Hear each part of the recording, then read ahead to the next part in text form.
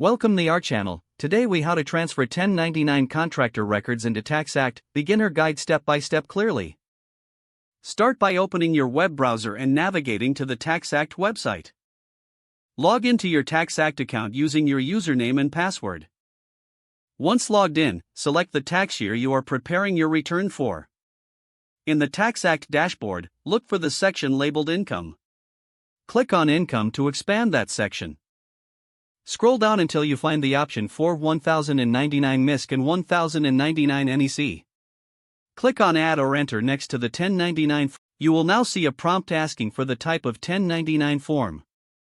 Select the appropriate form that matches your 1099 contractor record. Next, enter the payer's information as it appears on the 1099 form. This will include the payer's name, address, and identification number. Now, move on to the recipient information. Input your name, address, and social security number or employer identification number. After entering the basic information, look for the income amount box.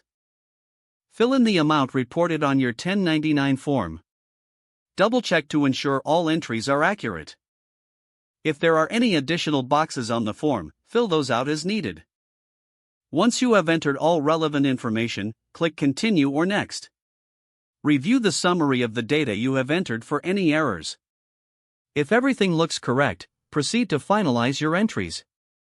You should now see the 1099 form integrated into your TaxAct return. If the page does not load, refresh the browser or try again in a private or incognito window. Make sure you are using the correct email address, then retype it carefully to avoid small typos. If your password is not accepted, use the reset option and create a new strong password you can remember.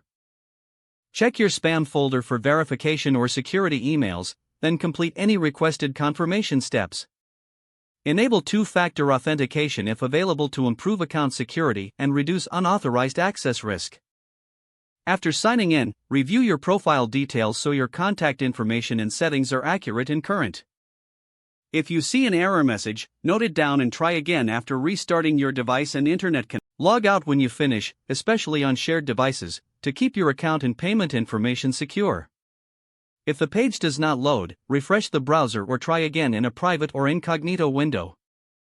Make sure you are using the correct email address, then retype it carefully to avoid small typos. Don't forget to like this video and subscribe to our channel for more step-by-step tech guides.